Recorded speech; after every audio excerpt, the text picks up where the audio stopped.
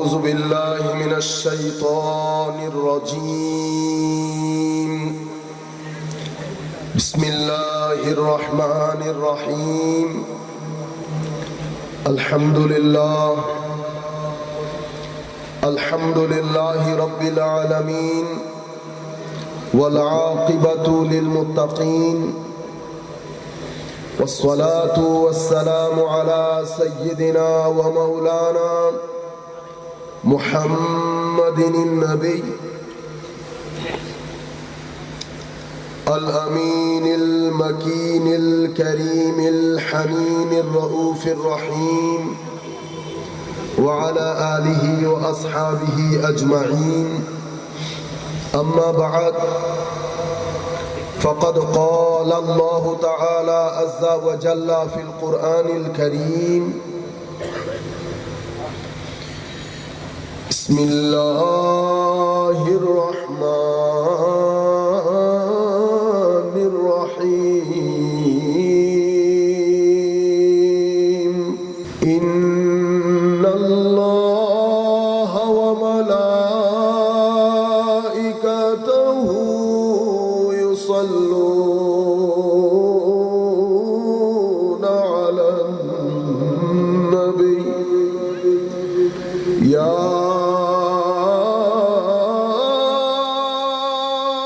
أيها الذين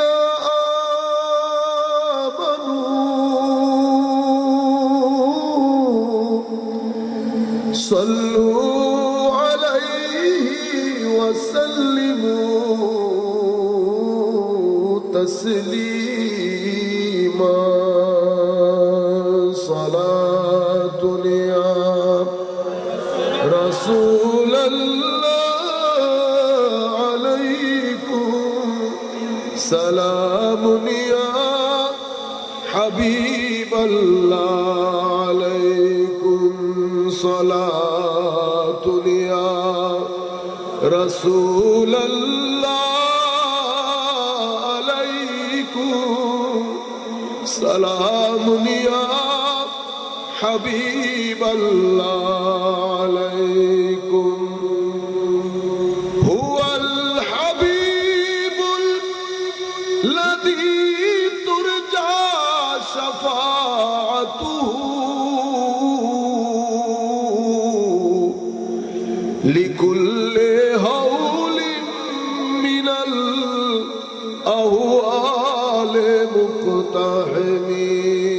صلاة يا رسول الله عليكم، سلام يا حبيب الله عليكم. محمد سيد الكونين والثقلين والفريقين من عرب ومن عجم. صلاة يا رسول الله عليكم، سلام يا حبيب الله عليكم. ما هم محتاج تو حاجت روا المدد يا غوث اعظم سيدنا. صلاة يا رسول الله عليكم، سلام يا حبيب الله عليكم.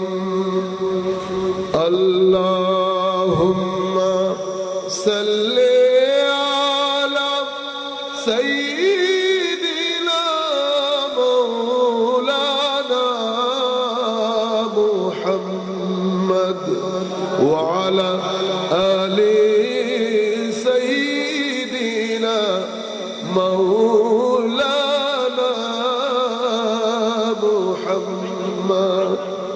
يا رحمة للعالمين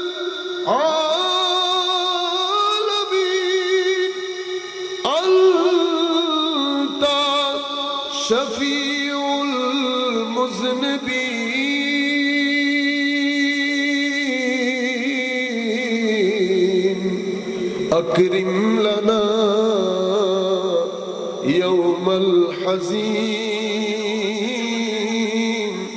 فضلا وجودا والكرم اللهم صل على سيدنا مولانا محمد وعلى آل سيدنا مولانا محمد. قال الله سبحانه وتعالى في القرآن الكريم بسم الله الرحمن الرحيم يوم لا ينفع مال ولا بنون إلا من أتى الله بقلب سليم. وأيضا قال الله سبحانه وتعالى أفلم يسيروا في الأرض فتكن لهم قلوب يعقلون بها أو آذان يسمعون بها فإنها لا تعمى الأبصار ولكن تعمى القلوب التي في الصدور. صدق الله مولانا العظيم وصدق رسوله النبي الحبيب الكريم ونحن على ذلك من الشاهدين والشاكرين. رب صل وسلم وبارك عليه. এক নং সাইট নতুন জামে মসজিদ পরিচালনা কমিটির ব্যবস্থাপনায় পবিত্র ঈদে মিলাদুন নবী সাল্লাল্লাহু আলাইহি ওয়াসাল্লাম ও ফাতিহা ইয়াজদাহুম 2021 উপলক্ষে আয়োজিত আজকের এই মিলাদ মাহফিলের সম্মানিত সভাপতি হযরত মাওলানা মোহাম্মদ বেলাল উদ্দিন নুমানী, সম্মানিত উপস্থিতি,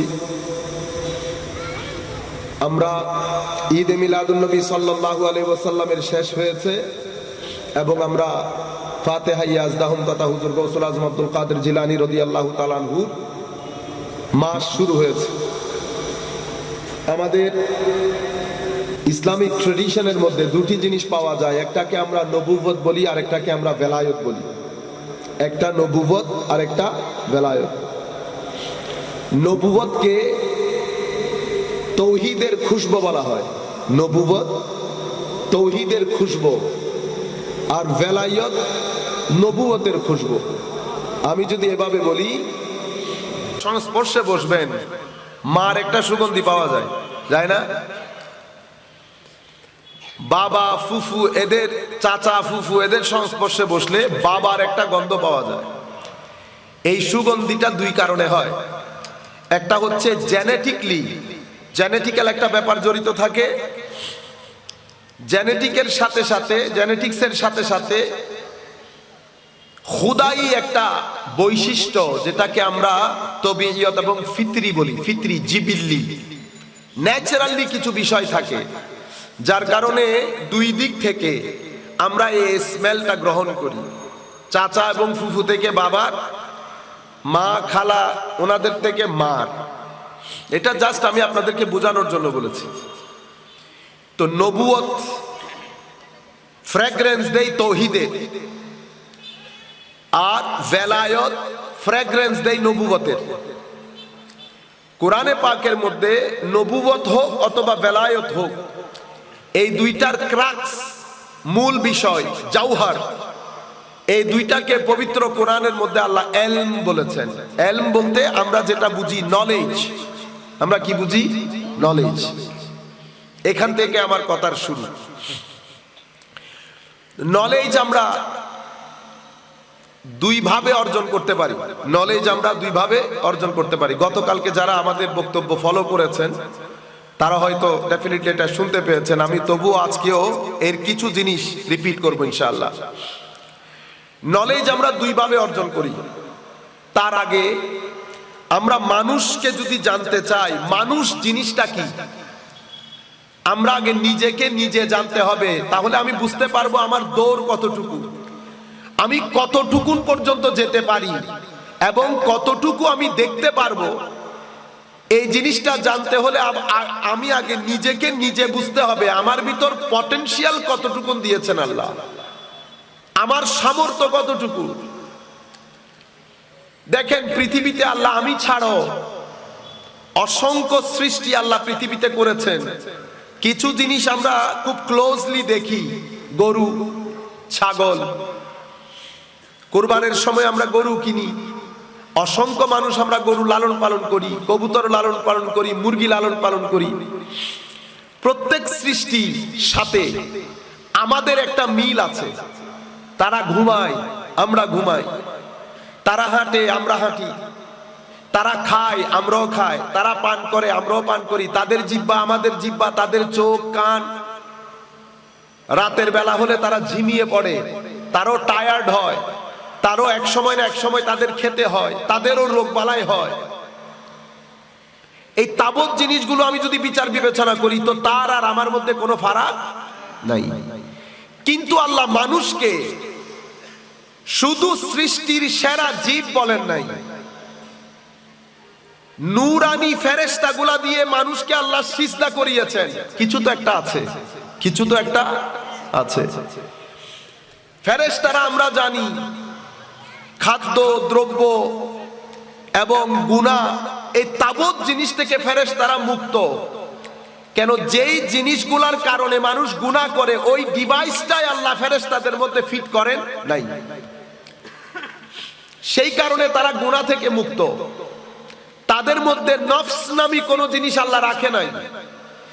যেই জায়গা থেকে আমাদের এখানে গুনাহ ফুটে উঠে ভিতরে, অথবা গুনাহকে রিসিভ করার জন্য আল্লাহ যেই ইন্দ্রিয়গুলো আমাদের ভিতরে দিয়েছে, আল্লাহ তাদেরকে সেই ডিভাইস দেন নাই।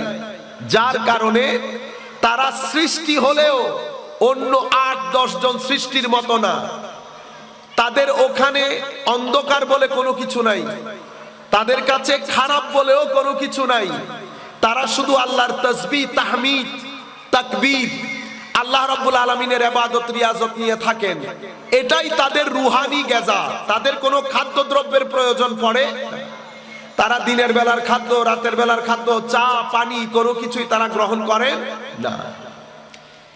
চলতে চলতে আমি এখানে একটা ইন্টারেস্টিং কথা বলে ফেলি। আমরা জানি আমরা মানুষ, আমাদের নবীও মানুষ ছিলেন, ঠিক না? ফেরেশতা তো ছিলেন না, মানুষ ছিলেন। আমরা যেমন উঠা বসা করতাম, আমার নবীও উঠা বসা করতেন, আমার নবীও খেতেন।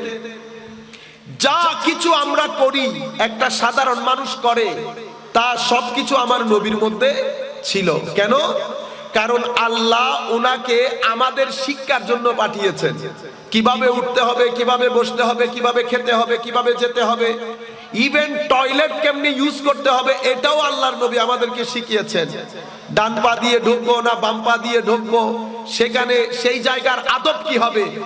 পৃথিবীতে এই রকম ধর্ম দ্বিতীয় একটা পাবেন না, যেটা আপনাদেরকে গোসল কিভাবে করতে হবে সেটাও শিখিয়েছেন।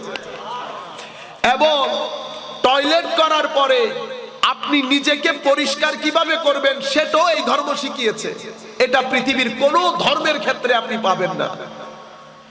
এখন এগুলা দেখার পরে আমরা অনেক সময় মনে করি আমার নবী বোধহয় নিরেট আমাদের মতো মানুষ।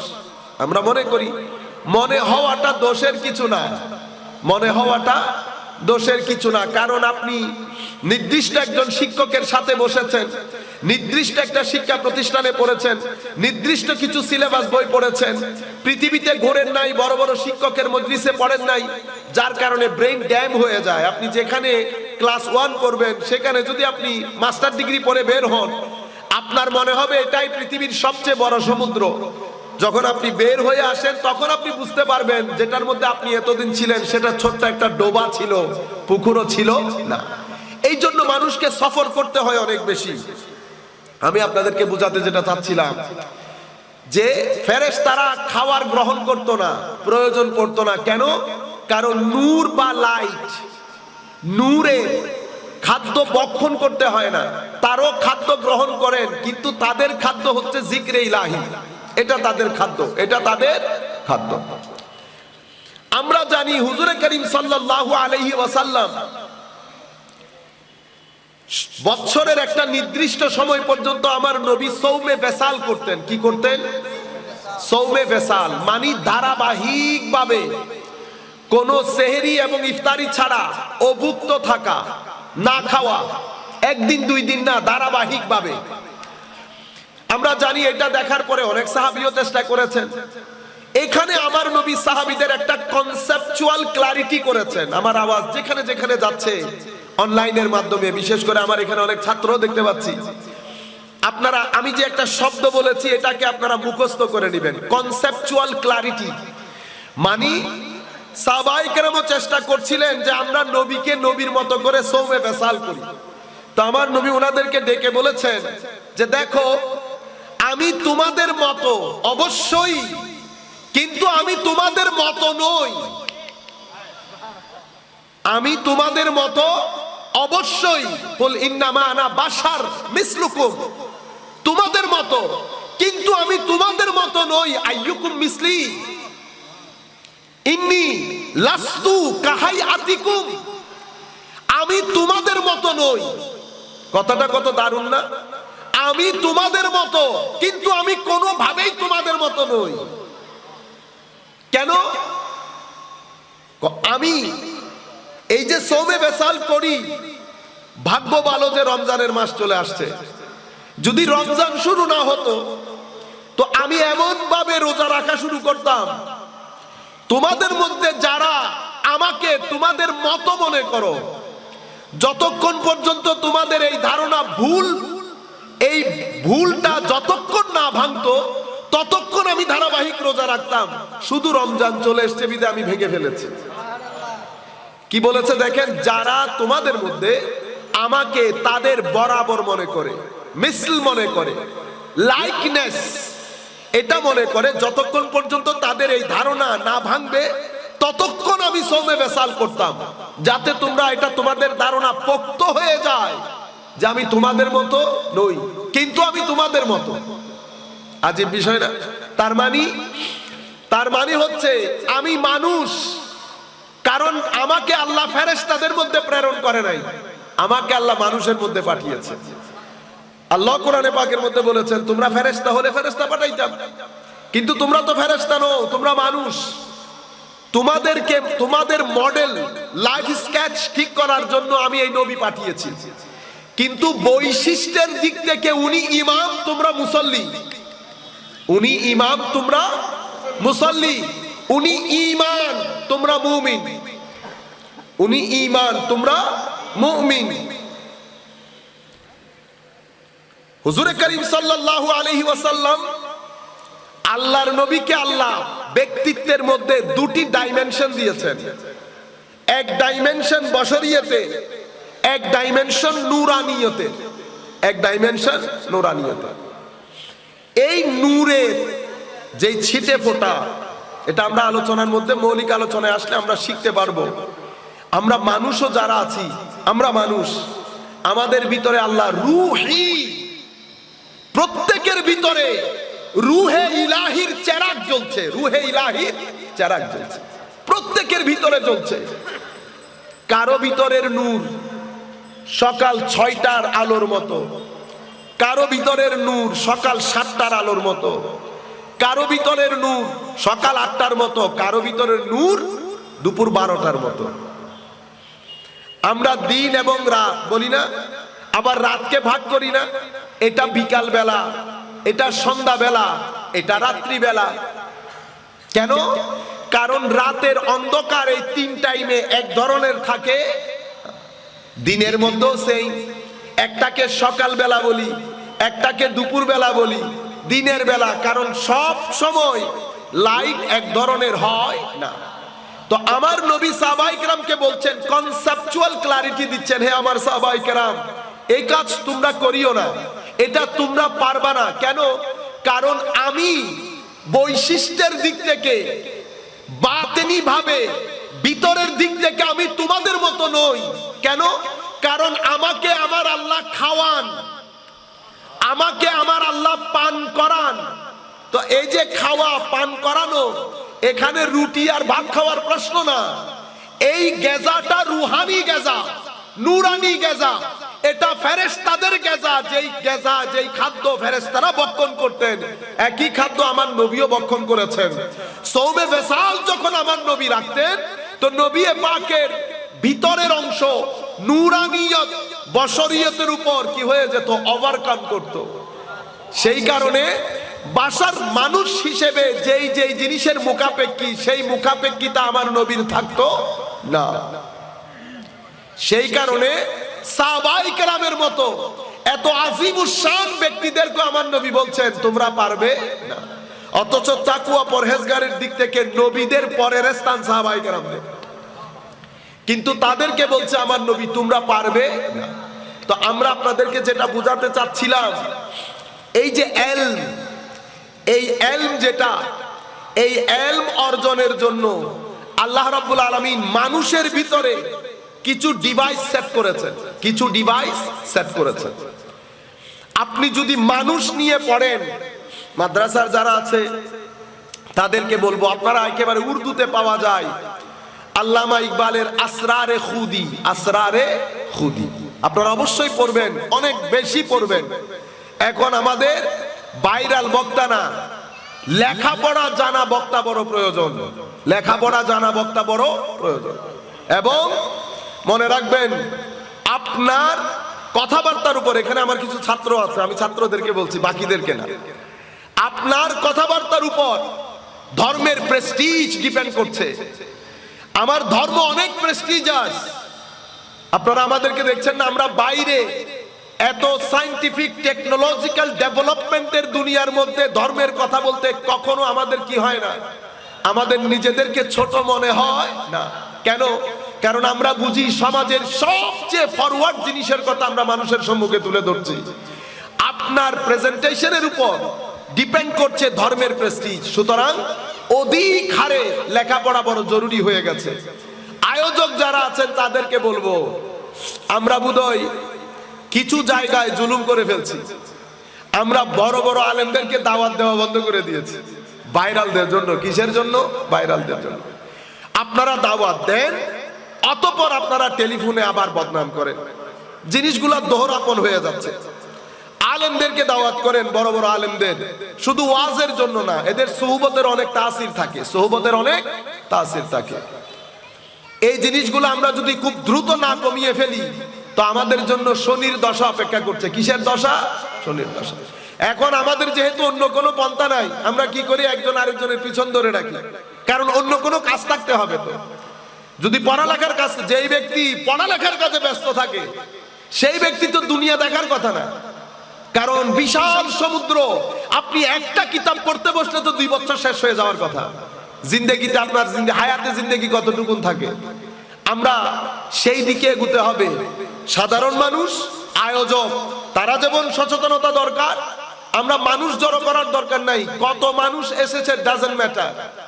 আমি যেই উদ্দেশ্যে মাহফিল করেছি সেই উদ্দেশ্য সাধন হয়েছে কিনা সেটা ইম্পর্টেন্ট।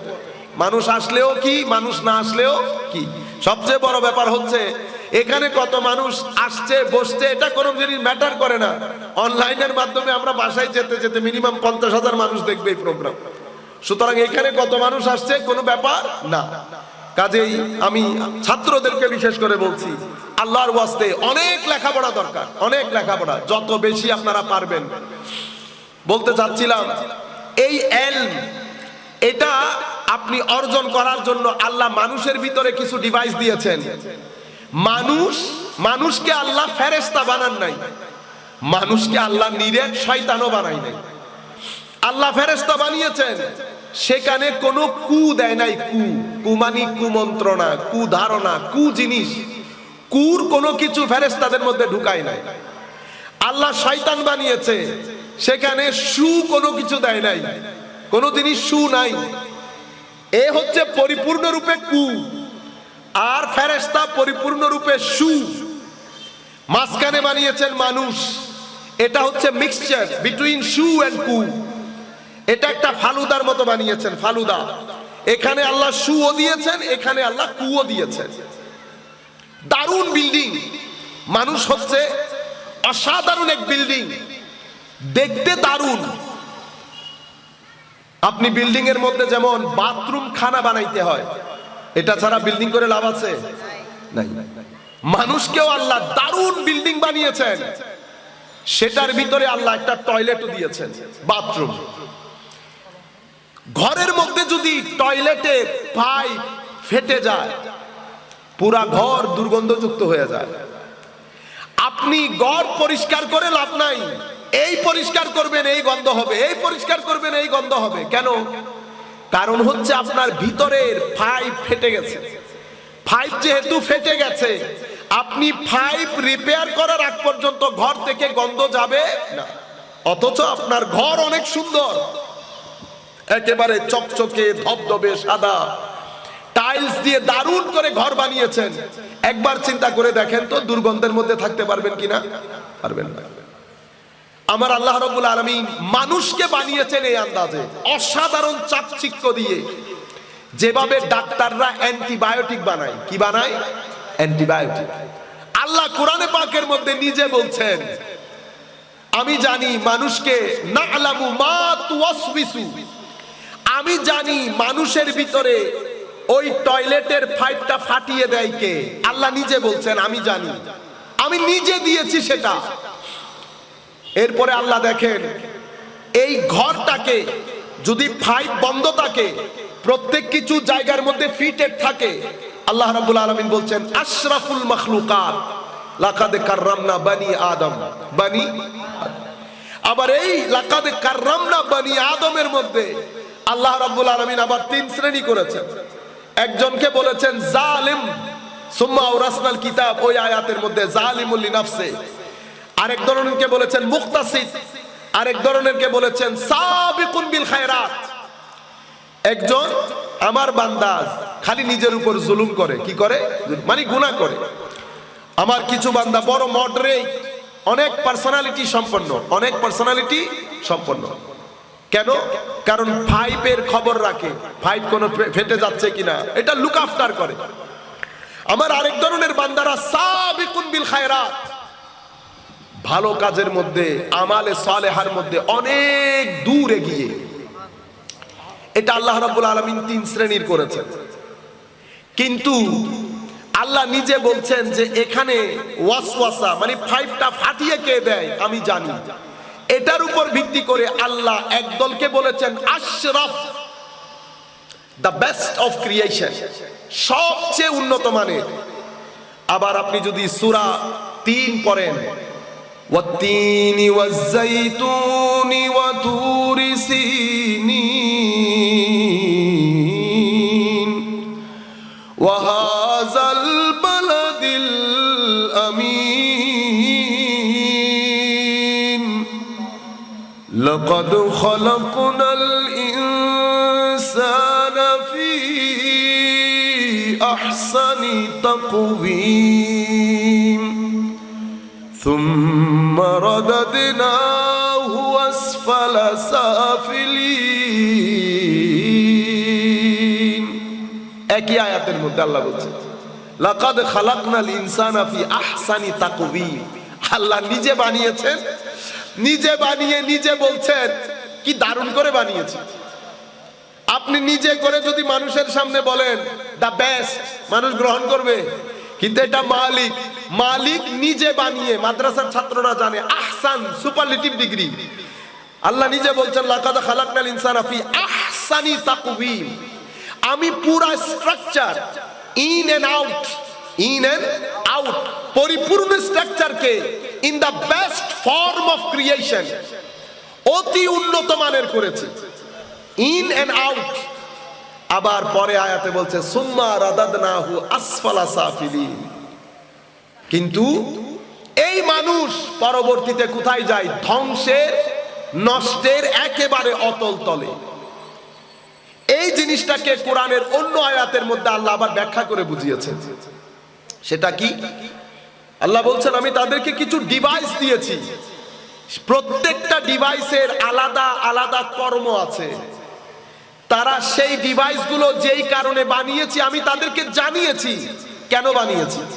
তারা যেই ডিভাইস যেই কারণে সেট করেছি সেটা না করে তারা অন্য কাজ করেছে। এটার কারণে আমি তাদেরকে, আল্লাহ প্রথমে বলেছেন চতুষ্পদ জন্তু, এরপরে বলেছেন বালহুম আদল। চতুষ্পদ জন্তু নয়, বরং এর চেয়ে আরো খারাপ। আপনি দেখেছেন মানুষ সৃষ্টির সেরা জীব, দারুণ ঘর। এখন এই পুরা বিষয়টা কেন হয়েছে?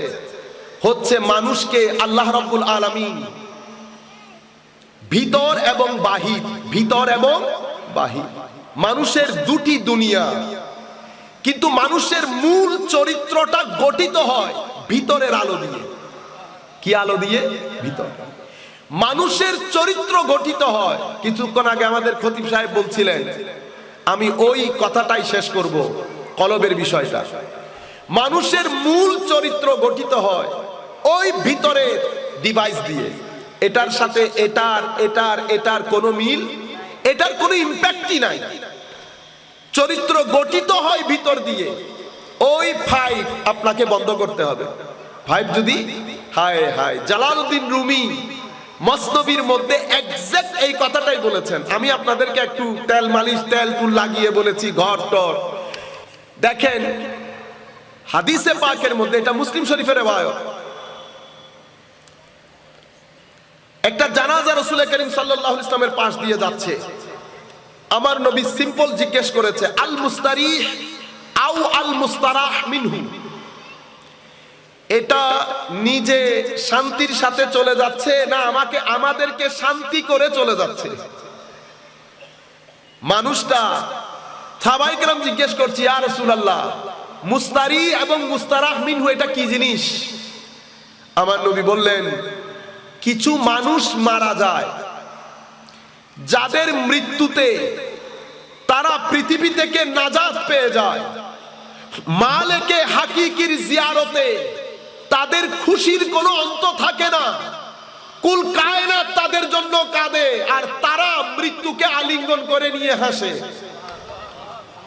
এরা হচ্ছে মুস্তারিহ, তারা হচ্ছে রেস্টিং প্লেসে চলে গেছে, রেস্টিং প্লেসে চলে গেছে। আর কিছু মানুষ পৃথিবী থেকে চলে যায়, তাদের জন্য তাদের মৃত্যুতে শুধু মানুষ না, রাসূল পাক সাল্লাল্লাহু আলাইহি ওয়াসাল্লাম বলেছেন, আশজার, বৃক্ষ তরুলতা, আহজার, পাথর, সমুদ্রের মাছ পর্যন্ত খুশি হয় এবং আল্লাহর দরবারে বলে, আল্লাহ বড় বালা থেকে তুমি আমাদেরকে রক্ষা করেছো। কেন?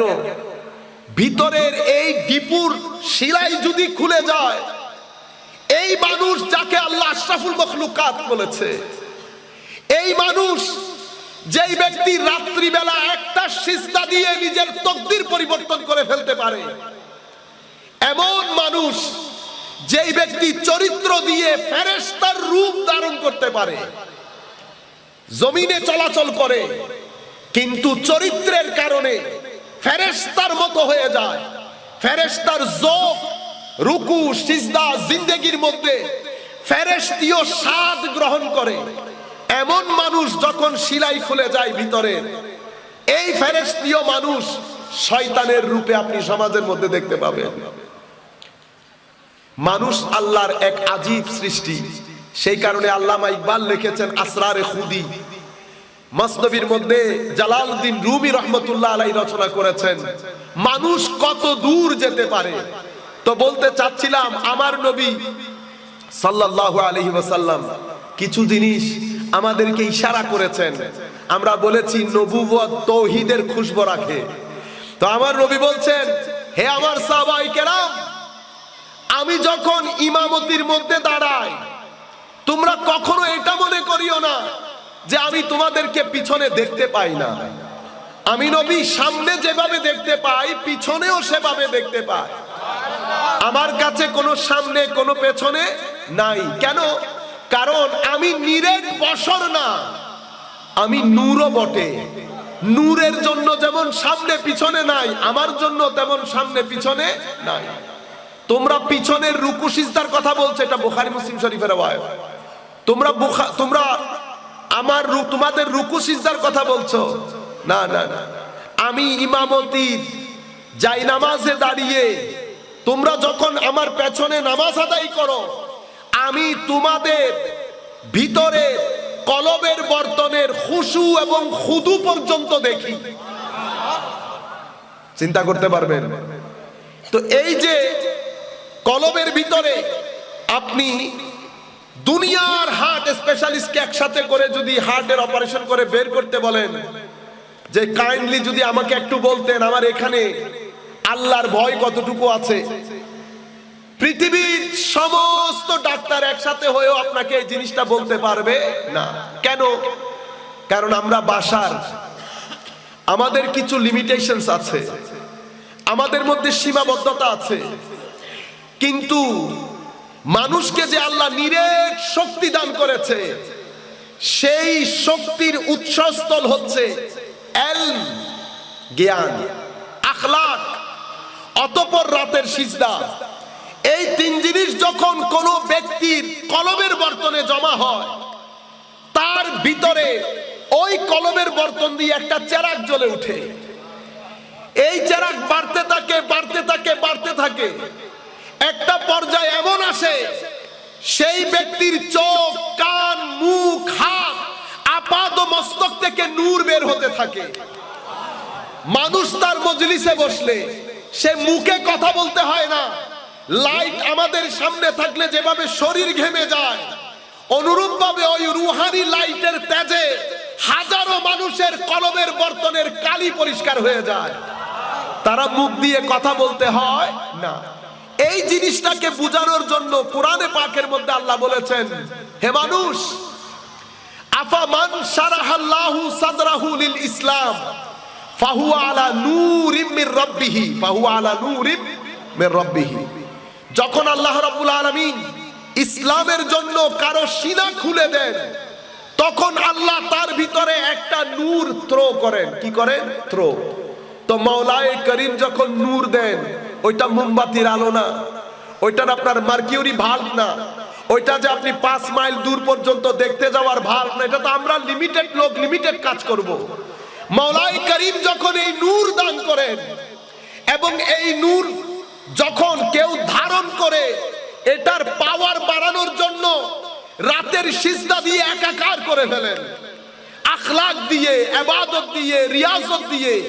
এক সময় এই লাইটের পাওয়ার এত উপরে চলে যায়, তো আল্লাহ রাব্বুল আলামিন আল্লাহর ওই বান্দাকে বন্ধু হিসেবে গ্রহণ করে বন্ধুদের মধ্যে আবার বন্ধুদের নেতা বানিয়ে দেন, যাদেরকে আমরা স্পিরিচুয়াল সায়েন্সের মধ্যে গৌসুল আজম বা কুতুব বলি। কি বলি? কুতুব। তো কুতুব যখন এই মাকামের মধ্যে আসেন, তখন উনি বলেন, আমি পৃথিবীকে হাতের তালু দেখার মতো দেখতে পাই, আমি পৃথিবীকে হাতের তালু দেখার মতো দেখতে পাই। এখন যুগ যেহেতু ম্যাটেরিয়ালিস্টিক, অসম্ভব জড়বাদিতার যুগ, মানুষের একটা সমস্যা হচ্ছে, মানুষ সব সময় আরেকজনকে নিজেকে দিয়ে বিচার করে। এখন আমরা জিনিসগুলা বুঝতে পারি না। কেন পারি না? কারণ আমাদেরকে আল্লাহ জ্ঞান অর্জনের কিছু সোর্স দিয়েছেন, সেই সোর্সের মধ্যে কিছু জিনিস আমরা গ্রহণ করেছি, আর মেইন যেই মুসলমানদের সোর্স, সেটা আমরা দরজা বন্ধ করে তালা লাগিয়ে দিয়েছি। কোন সুন্নি মাদ্রাসার মধ্যে এই তালা যেই চাবি দিয়ে খুলে সেই কিতাব পড়ানো হয় না, কোন মাদ্রাসার মধ্যে পড়ানো হয় না।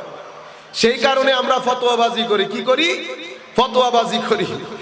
কারণ যেই কিতাব পড়লে মানুষ চরিত্র শিখবে, যেই কিতাব পড়লে মানুষ সিজদা শিখবে, আদব শিখবে, ভদ্রতা শিখবে, খুশু, খুদু, তাকওয়া, পরহেজগারি শিখবে, যেখান থেকে এই নূর প্রজ্বলিত হয়, সেটা সেই দরজাতে তালা লাগিয়ে দিয়েছে। আসেন আমরা এবার একটু করে পড়ি। সম্মানিত ভাইরা, আমি আপনাদেরকে বলেছি, ম্যাটেরিয়ালিস্টিক যুগ, জড়বাদিতার যুগ। আল্লাহ রাব্বুল আলামিন আমাদের ভিতরে কয়েকটা ডিভাইস দিয়েছে। একটা ডিভাইস জাহেরি, যেটা নজরে আসে। আরেকটা ডিভাইস ইনওয়ার্ড, বাতেনি, খাফি, যেটা নজরে আসে না।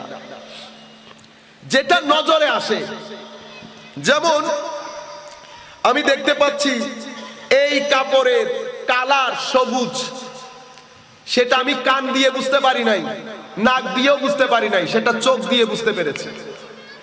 এখন আল্লাহ রাব্বুল আলামিন আমাদেরকে আকল দিয়েছেন। কি দিয়েছেন? আকল, ব্রেইন। আমরা যেটাকে ব্রেইন বলি, ব্রেইন কোনো কিছু সম্পর্কে ধারণ করার জন্য, জ্ঞান অর্জন করার জন্য ব্রেইনের কিছু সৈন্যবাহিনী আছে। চোখ, নাক, যেহেতু আমরা গতকালকে বিষয়গুলা বলেছি, আমি আজকে জিনিসগুলাকে একটু সংক্ষিপ্ত করে বলি যাতে আমরা মূল বক্তব্যে যেতে পারি। চোখ, চোখ দিয়ে দেখি, চোখ সবুজ দেখার ফলে ব্রেইনকে জানায়, ব্রেইন জিনিসটা রিকগনাইজ করতে পারে। অতঃপর ব্রেইন আমাদেরকে বলে জিনিসটা সবুজ। চোখ বন্ধ করে রাখলে ব্রেইনকে যদি জিজ্ঞেস করেন, ব্রেইন কোনো উত্তর দিতে পারবে না, কারণ ব্রেইন যে জিনিসটার মাধ্যমে ফতোয়া নেয় সেটা বন্ধ, চ্যানেল বন্ধ হয়ে গেছে। আপনি এই জিনিসটা নরম না শক্ত সেটা আপনি চোখ দিয়ে বুঝতে পারবেন না, সেটা হাত লাগিয়ে দেখতে হবে। আপনি ব্রেইনকে বলেন, ব্রেইন বলে হাতকে বলবে হাত লাগাবে, হাত ব্রেইনকে বলবে শক্ত, ব্রেইন আপনাকে বলবে শক্ত। আমি আপনাদের বোঝার জন্য সহজ করে বলছি, ঘটনা কিন্তু এইভাবেই ঘটে, আপনি যে আন্দাজেই বলেন না কেন। পঞ্চ ইন্দ্রিয় যেগুলাকে আমরা ফাইভ ফ্যাকাল্টি অফ সেন্সেস বলি, সেন্স অফ পারসেপশন, এগুলা যদি বন্ধ থাকে ব্রেইনের কোনো কাজ নাই, ব্রেইনের কোনো কাজ নাই। ব্রেইন যাবতীয় কাজ করে পাঁচজনের উপর ভরসা করে, হাত, চোখ, নাক, কান, জিহ্বা। আপনি এটাতে লবণ হয়েছে কিনা, চিনি হয়েছে কিনা, আপনি হাত, চোখ, নাক, কান এক করে দেন, বুঝতে পারবেন না যতক্ষণ জিহ্বাতে না দেন। এটাই হচ্ছে ব্রেইনের দৌড়। ব্রেইন এর চেয়ে বাইরে যাইতে পারে না। এখানে এসে বিজ্ঞান আর ধর্মের মধ্যে ফারাক হয়ে যায়, কারণ বিজ্ঞান এই এরিয়া থেকে বের হতে পারে না, আর ধর্ম এই এরিয়াতে ঢুকেই না। ধর্ম এরিয়াতে ঢুকেই না, এটা ধর্মের এরিয়াই না। এখন আপনি যদি বলেন বিজ্ঞান আর ধর্মের মধ্যে সংঘর্ষ হয়ে গেছে, তাহলে ঘটনা হবে এরকম, রিক্সা আর প্লেনের মধ্যে অ্যাক্সিডেন্ট হয়ে গেছে, রিক্সা আর প্লেনের মধ্যে অ্যাক্সিডেন্ট হয়ে গেছে। এটা কোনো পাগল বললে গ্রহণযোগ্য হবে, কিন্তু কোনো সাধারণ জ্ঞানী মানুষ এ কথা বলতে পারবে না। কেন? কারণ দুইটার চলার রাস্তা আলাদা, দুইটার উদ্দেশ্য আলাদা, দুইটার স্ট্রাকচার আলাদা, এবং দুইটার যে উদ্দেশ্যে বানানো হয়েছে কারণ সব আলাদা, দুইটার স্টাডি এরিয়া অফ স্টাডি আলাদা আলাদা। সেই কারণে কখনো কোনো পিঁপড়া আর কোনো হাতি দুইটার মধ্যে কেউ বলতে পারবে না ঝগড়া হয়ে গেছে, না, দুইটার ক্ষেত্রই আলাদা আলাদা। সায়েন্সের ক্ষেত্রে এই জায়গা পর্যন্ত, সায়েন্স যত দূর দেখেছে বস ব্রেইন ততটুকুন কাজ করেছে, সায়েন্স এখানে সীমাবদ্ধ হয়ে গেছে, সায়েন্স এর বাইরে যাইতে পারে না। সায়েন্সের কাজ হচ্ছে পর্দার বাইরে, ধর্মের কাজ হচ্ছে পর্দার ভিতরে। ধর্ম বলছে আল্লাহর কথা, সায়েন্স বলছে আমি ওখানে যেতে পারবো না যেহেতু আমি দেখি নাই, যেহেতু আমি দেখি নাই। ধর্ম বলছে মৃত্যু পরবর্তী জীবনের কথা, কবরের মধ্যে মানুষ বেঁচে আছে, সে আযাব রিসিভ করছে, সে জান্নাতের ফ্লেভার রিসিভ করছে। বিজ্ঞান বলছে আমি নিতে পারছি না, কেন? কারণ আমি দেখতে পাচ্ছি না। তো বিজ্ঞান যতক্ষণ পর্যন্ত না দেখে না ধরে ততক্ষণ পর্যন্ত বিজ্ঞান গ্রহণ করে। আমি আপনাদের জানার জন্য এটুকু বলে দেই, কারণ এটাকে আমাদের কলেজ বিশ্ববিদ্যালয়ের ভাইরা যারা ধর্ম বিষয়ক একটু কনফিউশনের শিকার, তারা এটাকে মূল বক্তব্য বানিয়ে ফেলে, এটাকে মূল বক্তব্য বানিয়ে ফেলে যে যা দেখবো তা বিশ্বাস করব, যা দেখবো না তা বিশ্বাস করব না। পৃথিবীতে এটা কখনো হয় নাই। আপনি প্রত্যেক কিছুই না দেখে বিশ্বাস করেন, প্রত্যেক কিছুই, সেটা বিজ্ঞান হোক বিজ্ঞানের বাইরের হোক, প্রত্যেক কিছুই আমরা না দেখে বিশ্বাস করি। পৃথিবীতে যখন এসেছি যাকে আমি বাবা বলে জানি তাকেও তো আমি দেখি নাই, সেটাও কিন্তু শুনে বিশ্বাস করেছি। কিরকম? পৃথিবীতে আসলাম, মার কোলে বড় হলাম, মা যাকে বাবা বলে পরিচয় করিয়ে দিয়েছে, পৃথিবী যাকে বাবা বলে পরিচয় করিয়ে দিয়েছে, আমার সমাজ, আমার আশপাশের লোক, আমার পাড়া প্রতিবেশী, আমার আত্মীয় স্বজন বলেছে এটা আমার বাবা, সেই কারণে আমার বাবা, আমি কিন্তু চোখে দেখি নাই। তো যেই কারণে যেই চ্যানেল থেকে শুনে আপনি বাবা বিশ্বাস করছেন, একই চ্যানেল থেকে শুনে আপনি আল্লাহকেও বিশ্বাস করবেন, কারণ সবাই বলছে একজন আছে, সবাই বলছে একজন আছে। বুঝতে পেরেছেন আপনারা? শুধু তাই না, আমরা দেখি না কোনো কিছুই তো দেখি না, সবকিছুতে বিশ্বাস করি, ভিটামিন বিশ্বাস করি, ক্যালোরি বিশ্বাস করি, প্রোটিন বিশ্বাস করি, কোনো কিছুই দেখি নাই কোনোদিন। দেখেছি কেউ দেখি নাই, কিন্তু বিশ্বাস করি। যাই হোক, ওই দিকে আমার বক্তব্য না। আমি আপনাদেরকে বলতে চাচ্ছিলাম এটা হচ্ছে আমাদের বাহ্যিক ডিভাইস দিয়ে আমরা এই জ্ঞান অর্জন করি। সেই কারণে ব্রেইনকে, এই পুরা সিস্টেমকে আরবিতে আকল বলে। কি বলে? আকল।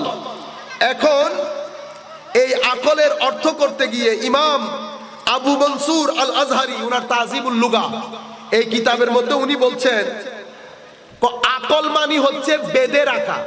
কি করে রাখা? কোন জিনিসকে বেঁধে রাখা। যেমন উনি একটা এক্সাম্পল দিয়েছেন, হুয়া মাকুল মুনজুল ইয়াউম, পুরা দিন ওনাকে বেঁধে রাখা হয়েছে। কি করে রাখা হয়েছে? বেঁধে রাখা হয়েছে। তাইলে আকলের সাথে বেঁধে রাখার সম্পর্ক কি? আকলের সাথে আচ্ছা আরেকটা এক্সাম্পল দেওয়া হয়েছে, সেটা হচ্ছে আকল মানে এক পায়ের উপর দাঁড়িয়ে থাকা। আকল মানে কি?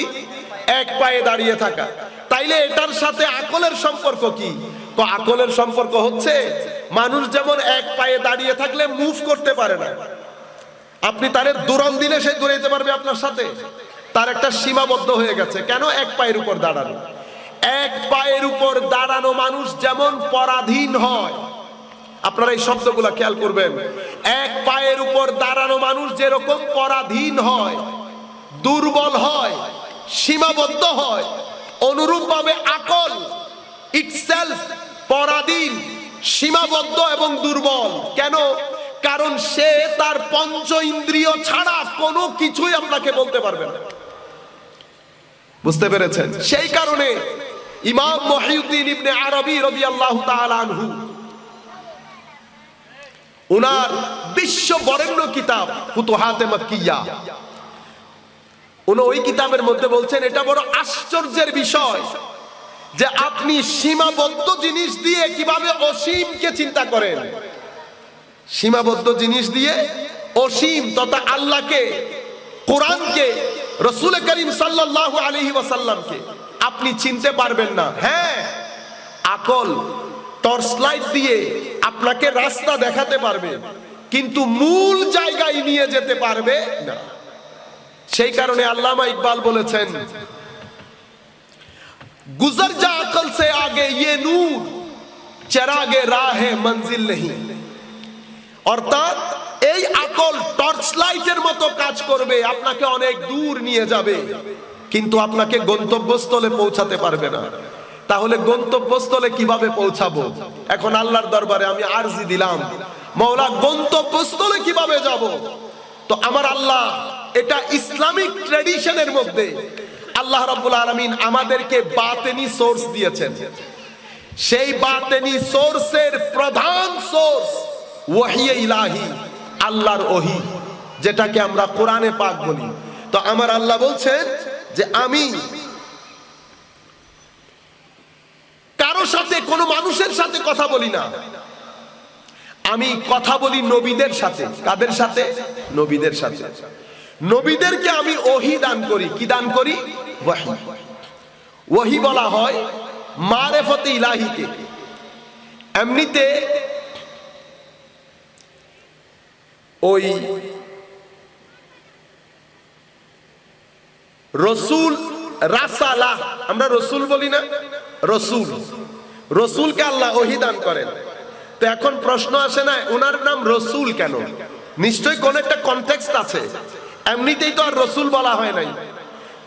তো রসুলের শব্দার্থ লিখতে গিয়ে ইমাম জুবেইদি লিখছেন যে গরুর বাট থেকে দুধ পড়ে না, আপনি একেবারে মানে নিরবিচ্ছিন্ন ভাবে আপনি ধরে রাখেন, দুধ পড়তেই থাকে, পড়তেই থাকে। এই জিনিসটাকে রাসালাল লাবান বলে। রাসালাল লাবান, নিরবিচ্ছিন্ন ভাবে দুধ ঝরা। এই রাসালা থেকে রসুল শব্দটির উৎপত্তি। তো রসুলকে রসুল কেন বলা হয়? রসুলকে রসুল বলা হয় কারণ ওহী ইলাহি নিরবিচ্ছিন্ন ভাবে নবীদের কলবের বর্তনে কি আল্লাহ নাজিল করেন। সেই কারণে এটাকে কি বলে? ওহী বলে, রসুল বলে। তো আল্লাহ রাব্বুল আলামিন ওহী দান করেন।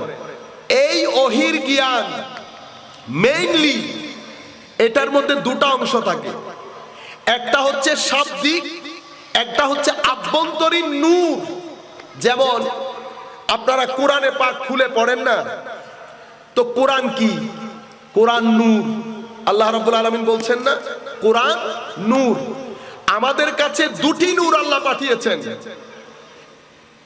আমরা নূর গ্রহণের জন্য, নিজের ভিতরটাকে আলোকিত করার জন্য আল্লাহ দুটি নূর আমাদের ভিতরে দিয়েছেন। একটা মুহাম্মদুর রাসূলুল্লাহ সাল্লাল্লাহু আলাইহি ওয়াসাল্লাম, আর একটা হচ্ছে কোরআন। তো কোরআন নূর, কিন্তু আমি যে কোরআন পড়ি সেটা কি নূর? সেটা তো কয়েকটা পেজ, পেজের মধ্যে কিছু কালো কালো লেখা, ঠিক না? তো এখন আল্লাহ তো বলেছেন ওয়া আনজালনা ইলাইকুম নূরাম মুবিনা, আমি তোমাদের কাছে নূর পাঠিয়েছি। মাওলা এখানে নূর কোথায়? কোনা তুমি আমি এই শব্দগুলা এবং এই যে পেজ বিভিন্ন এগুলা কি দিয়ে বানানো হয়েছে ডাজন্ট ম্যাটার, কিন্তু এটার ভিতরে আমি মূল যে জিস্ট দান করেছি এটা নূর। তো মাওলা বুঝবো কি করে? এটা পড়ে ভিতরে রপ্ত করো, তা বলে বুঝতে পারবা। এটা যখন মাছ যেমন পানিতে পড়লে পালিয়ে যায়, মাছ পানিতে পড়লে পালায়, খুশি হয়, খেলে, তো এই মাছ যখন এই পানিতে পড়ে এটাও সেখানে সাঁতরাতে শুরু করে, এটাও সেখানে সাঁতরাতে শুরু করে। তো আল্লাহ আমাদের মানুষের ভিতরে আল্লাহ রাব্বুল আলামিন তিনটা জিনিস রেখেছেন। বাইরের ডিভাইস ম্যাটেরিয়ালিস্টিক নলেজ অর্জন করি, ভিতরের ডিভাইস একটা কলবের বর্তন রেখেছে, একটা নফস, একটা রূহ। এই তিনটা ডিভাইস আল্লাহ আমাদের ভিতরে সেট করেছেন। রূহ দিয়ে আল্লাহ রাব্বুল আলামিনের পক্ষ থেকে নূর নাজিল হয়, নফস মিক্সচার হয়, মিক্সচার। কোন সময় ভালো জিনিস রিসিভ করে, কোন সময় ময়লা আবর্জনা রিসিভ করে। কোরআনে পাকের মধ্যে আল্লাহ বলেছেন ফাআলহামাহা ফুজুরাহা ওয়া তাকওয়াহা ওয়া ইন্নান নাফসা লাআম্মারাতুম বিসসু। আবার আরেক জায়গায় এই নফসকে রাদিয়া মারদিয়া বলেছেন, কোন নফসকে আল্লাহ মুতমাইন্না বলেছেন। আল্লাহ নফসকে বিভিন্ন গ্রেডের করেছেন।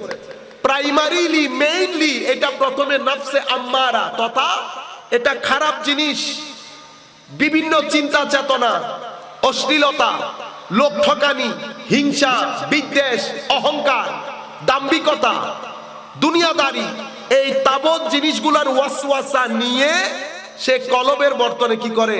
জমা করে। যখন কলবের বর্তনে এই জিনিসগুলা জমে যায়, তো রূহের যেই চ্যানেল থেকে নূর আসার কথা সেটাতে তালা লেগে যায়।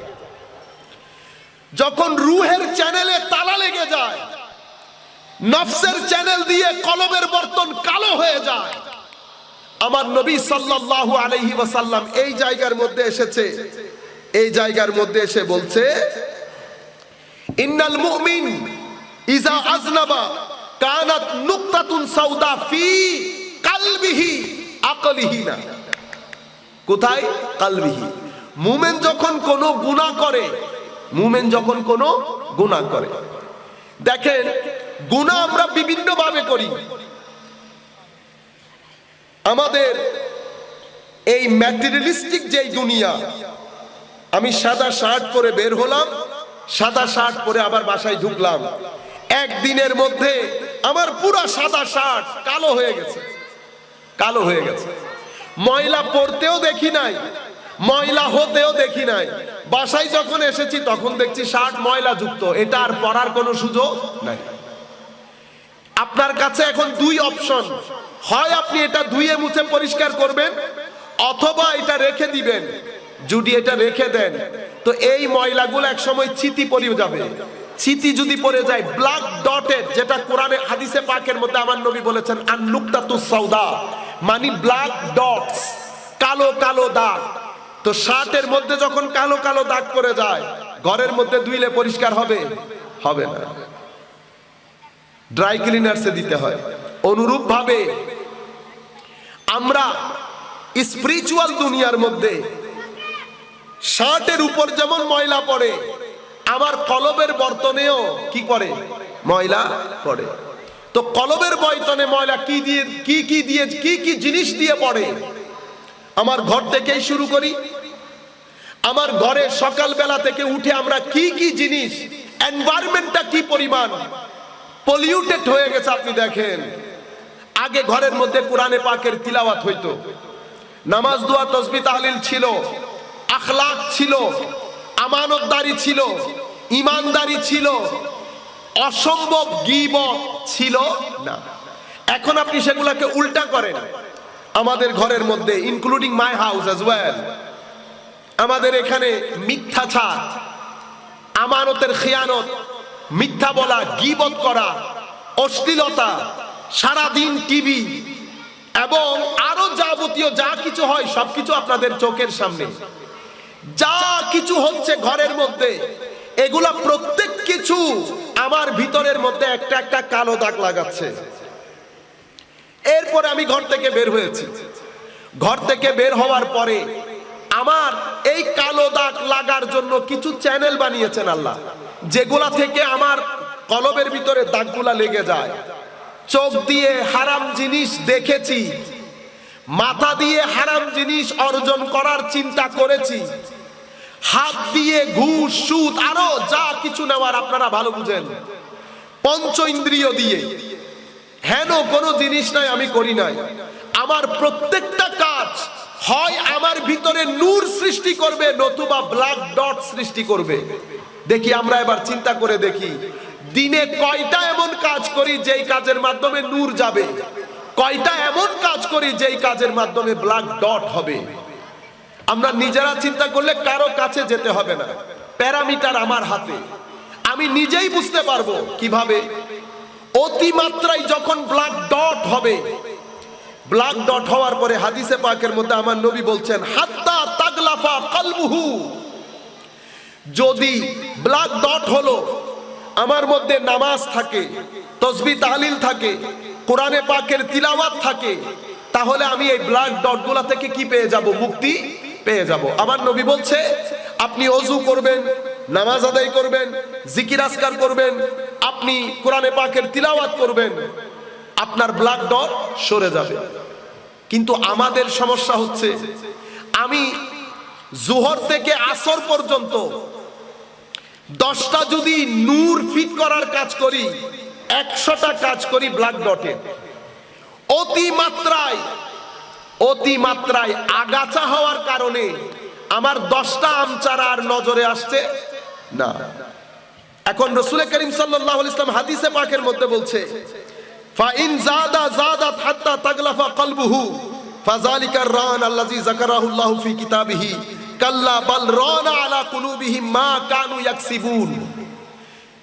আমাদের কৃতকর্মের কারণে আমাদের ভিতরে যা কিছু আমরা অর্জন করেছি, আমাদের ভিতরে কালো দাগ পড়তে পড়তে পড়তে সেটা কি হয়ে গেছে? ব্ল্যাক ডটেড হয়ে গেছে।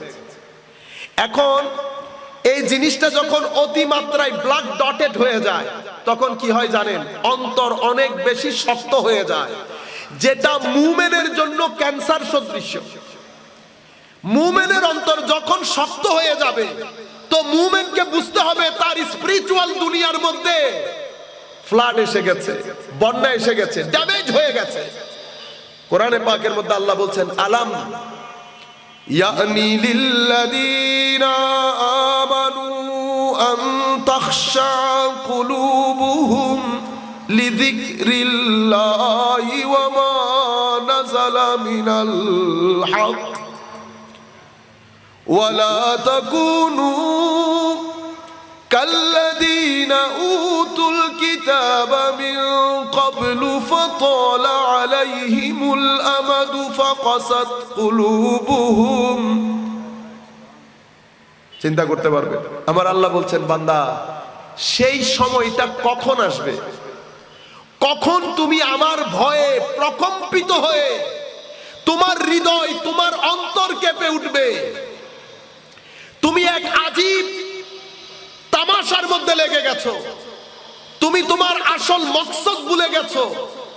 আমি তোমাকে নির্দিষ্ট একটা উদ্দেশ্য নিয়ে বানিয়েছি, তোমার পেছনে একটা উদ্দেশ্য আছে, তোমার একটা যাওয়ার জায়গা আছে, সেই জায়গার মধ্যে তোমার কিছু জিনিসের প্রয়োজন আছে। তুমি 60 বছর 70 বছরের দুনিয়ার জন্য 70 লাখ বছরের জীবন তুমি ভুলে গেলা। এই আকল আমি তোমাকে দিয়েছি, এতটুকুন চালাক তুমি 70 বছরের জীবনের জন্য 70 লাখ বছরের জিন্দেগি ভুলে গিয়ে তুমি এই আন্দাজে দুনিয়াদার হয়ে গেলা। আমার কাছে আসবা, মাটির নিচে শুইবা, সব কিছু ভুলে বসে আছো। একবার তোমার অন্তর কেঁপে উঠে নাই? তোমার আমার ভয়ে তোমার অন্তর একবার প্রকম্পিত হইল না বান্দা?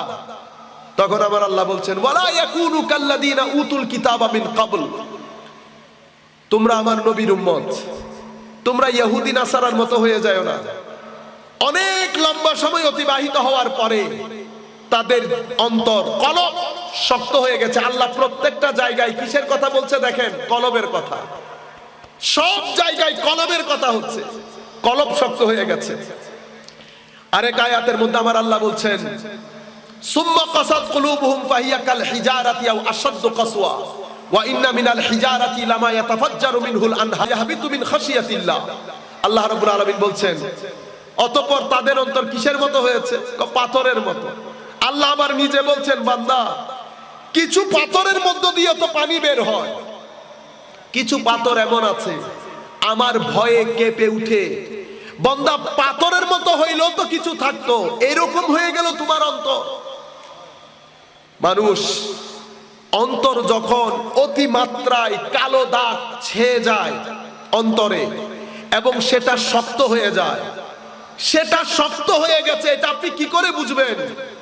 যখন হালাল এবং হারামের মাঝে আপনার ফরক করার তমিজ খতম হয়ে যাবে, ভালো এবং মন্দের মধ্যে ফারাক করার তমিজ খতম হয়ে যাবে, আমানত এবং খিয়ানতের মধ্যে তমিজ করার, ফারাক করার, আপনার তমিজ করার ওই বৈশিষ্ট্য খতম হয়ে যাবে।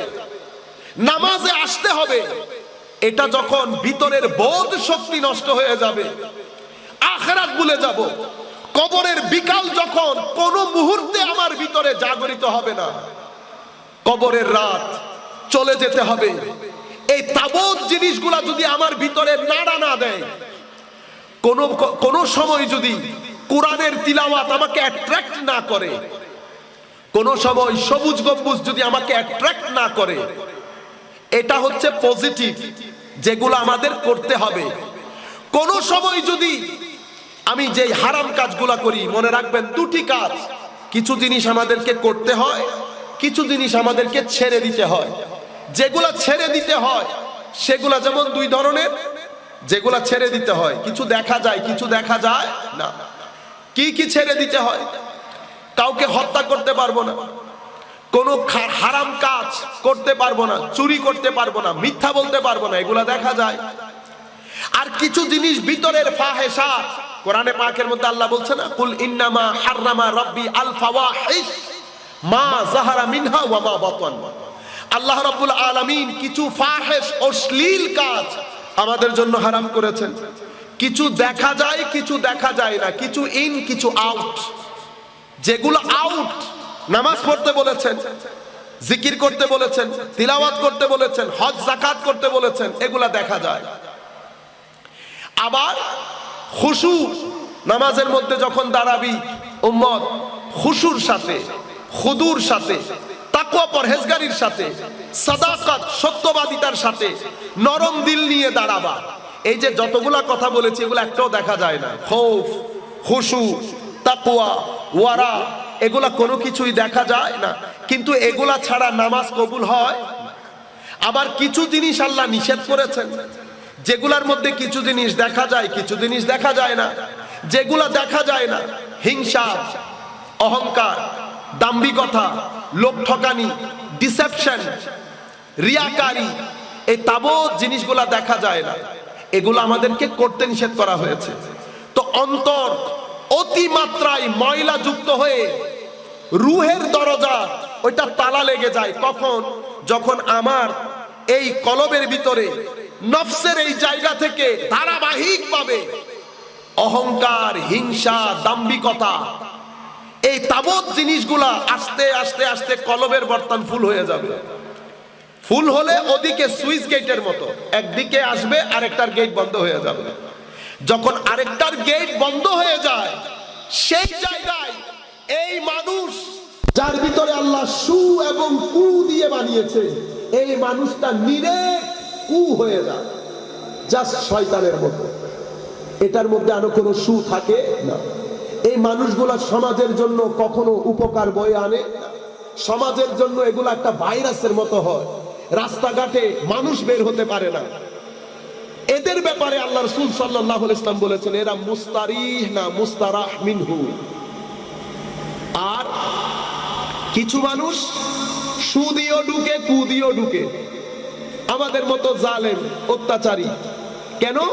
দুনিয়া, নফস, শয়তান সবকিছুর ধোঁকায় পড়ে আমরা একবার এই দরজা খুলি আর একবার ওই দরজা খুলি, মিডল জায়গায় আসতে পারি নাই। আবার কিছু বান্দাকে আল্লাহ সাবিকুন বিল খায়রাত বলেছে। তারা কি করেছে জানেন? তারা ওই নফসের চ্যানেল দিয়ে যেহেতু খারাপ জিনিস আসে, তারা নফসকে ডেভেলপ করতে শুরু করে, নফসকে ডেভেলপ করতে শুরু করে। নফসকে ডেভেলপ করতে করতে হায় হায় হায়, পেরেক আর চুম্বক, পেরেক এক সময় চুম্বকের সাথে থাকতে থাকতে কিছু বৈশিষ্ট্য চুম্বক থেকে পেরেকের মধ্যেও চলে যায়, পেরেকও চুম্বকের মতো বিহেভ করে। সোহবতের তাসির, একটা বাঘ আপনি এগুলাকে ছাগলের সাথে বড় হতে দেন, সে নিজের বৈশিষ্ট্য বুঝতে পারবে না, তাকে কোন বৈশিষ্ট্যের জন্য আল্লাহ বানিয়েছে। সোহবত এত বড় জিনিস। বলতে চাচ্ছিলাম এই মানুষের ভিতরে সেই কারণে আল্লাহ পুরা মানুষটাকে, এটা আপনি বলতে পারেন অ্যান্টিবায়োটিক করেছে। অ্যান্টিবায়োটিকের মতো। অ্যান্টিবায়োটিকে কি করে? একটা ট্যাবলেট বিভিন্ন কেমিক্যাল, বিভিন্ন ধরনের ইনগ্রেডিয়েন্ট থাকে, সেই ইনগ্রেডিয়েন্টের মধ্যে যারা কেমিস্ট হন তারা একটা ব্যালেন্স করে। ব্যালেন্স আল্লাহ রাব্বুল আলামিন যখন বানাচ্ছিলেন তখন ফেরেশতারা দেখছে না আল্লাহ কিভাবে বানাচ্ছেন, কি কি দিচ্ছেন। তো ডিভাইস গুলা দেখে, যেহেতু মাটি থেকে বানিয়েছেন, মাটি একবার শুকিয়েছে, শুকানোর পর আবার পানিতে ভিজেছে, ওখান থেকে গন্ধ বের হয়েছে। এজন্য আল্লাহ কোরআনে পাকের মধ্যে সাতটা জিনিস বলেছেন কি কি স্টেজে মানুষের chemical constitution of human life develop করেছে। অর্থাৎ প্রথম মানুষকে ইনঅর্গানিক ম্যাটার মাটি থেকে আল্লাহ কিভাবে করেছেন, কি স্টেজে ডেভেলপ করেছেন আল্লাহ বলেছেন। ফেরেশতারা দেখে বলেছে আল্লাহ এগুলাকে বানানোর দরকার কি, এরা কি করবে, এরা ফিতনা ফাসাদ করবে, হত্যা যজ্ঞ। কারণ ইনগ্রেডিয়েন্ট যেগুলা দিয়েছে সেগুলার তাসির ফেরেশতারা দেখেছেন, জানছেন, এর পূর্বেও দেখেছেন। কিন্তু আমার আল্লাহ বলছেন যা আমি জানি তা তোমরা জানো না। ইনগ্রেডিয়েন্ট অনেক ব্যবহার করেছি, কিন্তু আমি এটাকে অ্যান্টিবায়োটিক বানিয়েছি। কি বানিয়েছি? অ্যান্টিবায়োটিক। বিভিন্ন ইনগ্রেডিয়েন্ট দিয়ে দিয়ে দিয়ে দিয়ে দিয়ে এমন একটা জিনিস বানিয়েছে, ক্যান্সার রোগীকে খাওয়ানোর পরে ক্যান্সার রোগী ঠিক হয়ে যাচ্ছে। কি আজীব ইনগ্রেডিয়েন্ট। এই জায়গার মধ্যে আল্লাহ এসে বলছেন লাকাদ কাররামনা বনি আদম, আমি মানুষকে বড় সম্মানিত করে সৃষ্টি করেছি। নিশ্চয়ই আমি বিভিন্ন ইনগ্রেডিয়েন্ট দান করেছি হে ফেরেশতারা তোমরা তোমাদের সম্মুখে, তবে আমি একটা ব্যালেন্স করেছি। কি করেছি? ব্যালেন্স। এই ব্যালেন্স ডায়েটের কারণে এবং এই ব্যালেন্স মিক্সচারের কারণে, এটা এখন করোনার অ্যান্টিবায়োটিক আসে নাই, আপনি যদি ইনগ্রেডিয়েন্ট গুলা পরে দেখেন অবাক হয়ে যাবেন, কত জিনিসের মিশ্রণ হয়েছে সেখানে।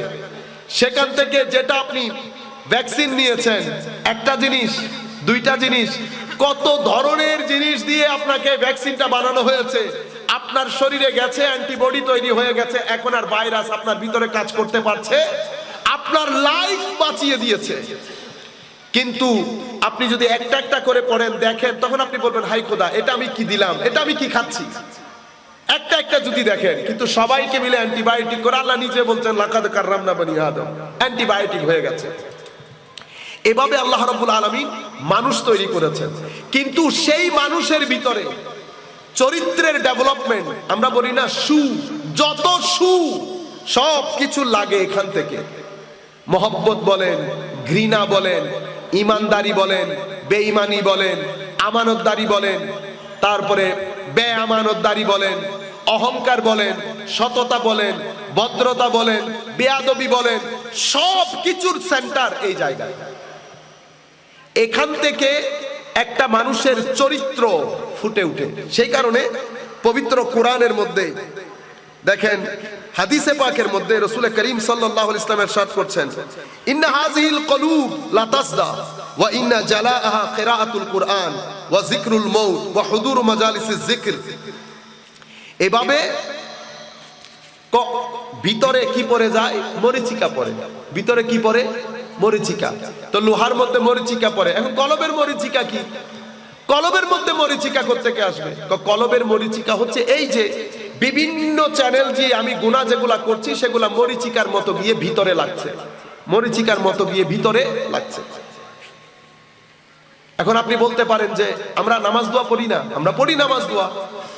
নামাজ দোয়া পড়লে পরিষ্কার হয়ে যাওয়ার কথা। হ্যাঁ, পরিষ্কার হয়ে যাওয়ার কথা, কিন্তু সমস্যা হচ্ছে আমরা দুইটা ভালো কাজ করলে তার পেছনে 10টা আমাদের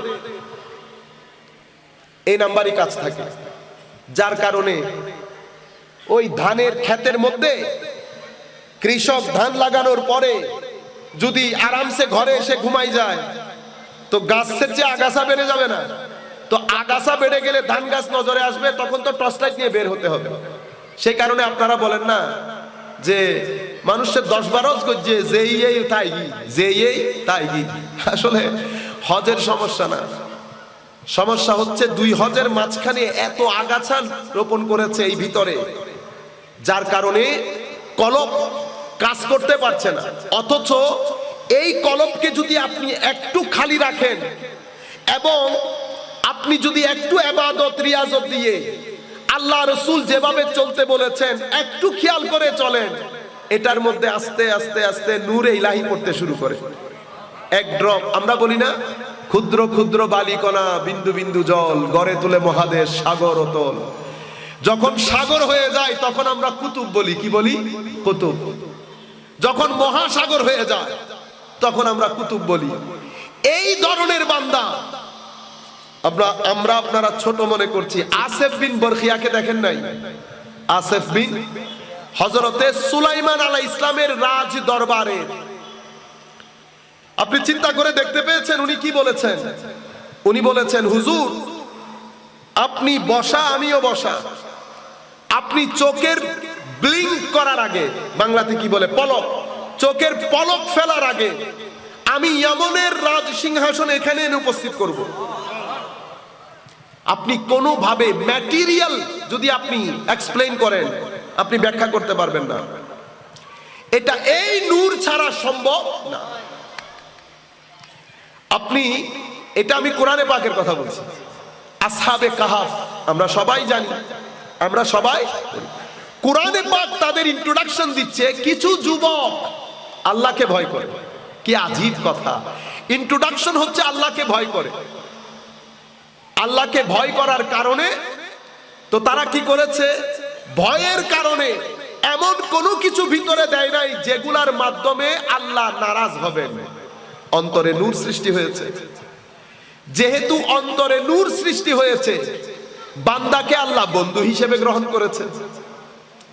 যখন আল্লাহ বন্ধু হিসেবে গ্রহণ করে, এই কাহাফকে, আসহাবে কাহাফকে আল্লাহ একটা গর্তের মধ্যে শুইয়েছেন, এত শত বছর শুইয়ে রেখেছেন। আল্লাহ নিজে, আপনি চিন্তা করতে পারবেন, এই যে ডান দিক থেকে বাম দিকে আমরা এক বিছানায় 7 ঘন্টার জন্য শুই, কতবার করওয়াট পরিবর্তন করি না? আল্লাহ রাব্বুল আলামিন খুদ এই বন্ধুদের করওয়াট আল্লাহ খুদ পরিবর্তন করেছেন। সূর্যকে তাও লাগানোর জন্য সূর্যের চ্যানেল পরিবর্তন করেছেন। সব নিজাম পরিবর্তন হয়ে যাচ্ছে কেন? আল্লাহর বন্ধুদের প্রোটেকশনের জন্য। শুধু কি তাই? যেই কুকুর তাদের সাথে ছিল, সুহবতের দাম দেখেন, সুহবত। যেই কুকুর তাদের সাথে ছিল, ইমাম রাজি উনার তাফসীরের কিতাবে, ইমাম শারাবি উনার তাফসীরের কিতাবে, অসংখ্য মুফাসসিরিন বলছেন এই কুকুরটা তাদের সাথে রাস্তার মধ্যে যোগ হয়েছে। ওনারা কয়েকবার এই কুকুরকে চেয়েছে যে কুকুর চলে যাক, কারণ কুকুর যদি গেউ গেউ করে তাইলে তো সব জায়গায় মানুষ জানতে পারবে যে কেউ এখানে আছে। কারণ কুকুর ঘেউ ঘেউ করছে মানে কুকুর কাউকে দেখেছে, তো আমাদের একটা লাইফ থ্রেটেনিং ব্যাপার হবে। কুকুর 2 পা তুলে বলছে, আমি কুকুর বটে, তবে ঘেউ ঘেউ করা কুকুর না। আমি কুকুর বটে, আমি অবশ্যই কুকুর, তবে ঘেউ ঘেউ করা কুকুর না। আমি আল্লাহর ওলিদেরকে ভালোবাসি। ইন্নী উহিব্বু আউলিয়া আল্লাহিস সালিহিন। কুকুরের এই কথার পরে তারা কুকুরকে গ্রহণ করেছে। কুকুর, আপনি দেখেন কোরআনে পাকের মতো কিতাবের মধ্যে আল্লাহ সেই কুকুরের নাম নিয়েছে, সেই কুকুরের বসার ধরন পর্যন্ত কালামে পাকের মধ্যে বর্ণনা দিয়েছে আল্লাহ। বেলায়েত অনেক মহান জিনিস। বেলায়েত হচ্ছে মানুষকে যেই উদ্দেশ্যে আল্লাহ বানিয়েছেন সেই উদ্দেশ্যের চরম শিখরে যখন কোনো মানুষ আরোহণ করে আমরা তাদেরকে আল্লাহর ওয়ালি বলি, তাদেরকে আল্লাহর ওয়ালি বলি। আল্লাহ সবার ওয়ালি, কোনো সন্দেহ নাই। আল্লাহু ওয়ালিয়ুল্লাযীনা আমানু ইখরিজুহুম মিনাজ যুলুমাতি ইলান নূর। আল্লাহ সবার ওয়ালি, কিন্তু আমরা সবাই আল্লাহর ওয়ালি না। আল্লাহ সবার ওয়ালি কারণ আল্লাহ সবার নিকটে, সাই রোগেরও নিকটে, কিন্তু আমরা সবাই আল্লাহর ওয়ালি না। কি রকম? মানে আমরা সবাই আল্লাহর নিকটে না। আল্লাহ অবশ্যই আমার নিকটে, কিন্তু আমি আল্লাহর নিকটে না। যদি আমি আল্লাহর নিকটে হতাম, আমার পক্ষে আল্লাহ নারাজ হয় এমন একটা পাই পরিমাণ কাজ করা সম্ভব হতো না। আল্লাহ আমার নিকটে, দেখছেন তো, আল্লাহ আমাকে দেখছে। তো কোন বান্দার মধ্যে যখন এই বোধের উদ্রেক হয়, এই বোধের উদ্রেক হওয়ার জন্য কলবের বর্তনে নূর লাগে। এই কলবের বর্তনের কারণে এটাই আমাকে কবর থেকে, হাসর থেকে আমাকে বোধহীন জড় পদার্থের মতো করে রাখে এই কলব। সেই কারণে কালামে পাকের মধ্যে আল্লাহ রাব্বুল আলামিন ইরশাদ করছেন, আমি কয়েকটা আয়াতে পাক করি, আপনারা তারপরে বুঝতে পারবেন আল্লাহ ঘুরে ফিরে কার কথা বলছেন। দেখেন, ইন্না ফি যালিকা লাযিকরা লিমান কানা লাহু কালবুন। এখানে উপদেশ, এখানে জীবন পরিবর্তনকারী উপদেশ রয়েছে কাদের জন্য? যাদের ভিতরে কলব আছে। তো কেউ কি কলব ছাড়া আছে? আমাদের মধ্যে কেউ কি কলব ছাড়া? না না, আল্লাহ বলছে সবার মধ্যে কলব আছে, কিন্তু সবার কলব জিন্দা কলব না। কলবের মধ্যে যখন নূর পড়ে সেই কলব জীবিত হয়। আল্লাহ রাব্বুল আলামিন কিছু মানুষকে মৃত বলেছেন, কিছু মানুষকে জীবিত বলেছেন। যেমন কোরআনে পাকের মধ্যে বলেছেন, মান আমিলা সালিহাম মিন যাকারিন আও উনসা ওয়া হুয়া মুমিন ফালানুহইয়ান্নাহু হায়াতান তাইয়্যিবা। মুমিনদের মধ্যে নর নারী যারাই হোক যখন ভালো কাজ করে আমি তাদেরকে হায়াতে তৈয়বা দান করি। আল্লাহ যদি জিন্দা না থাকে তাহলে ভালো কাজ করতে পারতো? তারা তো মৃত ছিল না। আমার আল্লাহ বলছে আমি ওই জীবনের কথা বলছি না যেই জীবনের কথা তুমি মনে করছো। হার্ট ব্লাড পাম্প করে, সেই কারণে আমি জীবিত। আল্লাহ ওইটাকে জীবন বলছে না। আল্লাহ জীবিত বলছেন ওই কলব যেটা আল্লাহ দান করেছেন, যেটা নূর ধারণ করে। আমার আল্লাহ বলছেন আমার কাছে সেই ব্যক্তি জীবিত যার কলবের ভিতরে নূর আছে। আওয়ামান কানা মাইতান ফাআহইয়াইনাহু, আল্লাহ সুম্মা জাআলনা লাহু নূরান তামশুনা বিহি। আল্লাহ রাব্বুল আলামিন এই জায়গার মধ্যে মৃত মানুষ, মুর্দা বলেছেন কাদেরকে? যাদের কলবের মধ্যে নূর নাই। আল্লাহ রাব্বুল আলামিন বলেছেন খাতামাল্লাহু আলা কুলুবিহিম, আলা উকুলিহিম বলেন না, কুলুবিহিম ওয়া আলা সামঈহিম। কলবের মধ্যে আল্লাহ শিল মেরে দিয়েছে। আবার আরেক জায়গায় বলছেন ওয়া মান ইউআযযিম শাআইরাল্লাহ ফাইন্নাহা মিন তাকওয়াল কুলুব। শাআইরুল্লাহ, আল্লাহর ওয়ালি, আল্লাহ স্মরণে আছে এমন জিনিসের প্রতি যারা সম্মান প্রদর্শন করে, ফাইন্নাহা মিন তাকওয়াল কুলুব, এটা কলবের তাকওয়া। কিসের তাকওয়া? কলবের তাকওয়া। আরেক আয়াতের মধ্যে বলেছেন আম আলা কুলুবিন আকফালুহা, তাদের কলবের মধ্যে কি তালা লেগে গেছে? তারা বুঝতে পারে না তারা কি কাজ করছে। কাল্লা বাল রানা আলা কুলুবিহিম। আরেক আয়াতের মধ্যে বলছে তাদের কলবের মধ্যে কি মরিচিকা ধরেছে। আরেক জায়গার মধ্যে আল্লাহ রাব্বুল আলামিন বলেছেন ওয়ালাকিন লিয়াতমাইন্না কলবি। আমি এই কয়েকটা আয়াত পড়ার মূল উদ্দেশ্য হচ্ছে এই সমস্ত জায়গার মধ্যে আল্লাহ ঘুরে ফিরে কলবের কথা বলছেন। কিসের কথা? কলবের কথা। এই কলব যখন জিন্দা হয় তো মানুষ ছোট ছোট জিনিসকে পর্যন্ত এত বেশি গুরুত্ব দেয়, আপনাকে হয়রান করে দেয়। হযরত হাতেম আল আসম রাদিয়াল্লাহু তাআলা আনহু, বিশ্ব বরেণ্য আল্লাহর ওলি, প্রথম যুগের বলি, একেবারে 300 থেকে 400 হিজরির মাঝখানের বলি, হযরত হাতেম আল আসম রাদিয়াল্লাহু তাআলা আনহু। বদির, আসম মানি বদির, কানে শুনে না।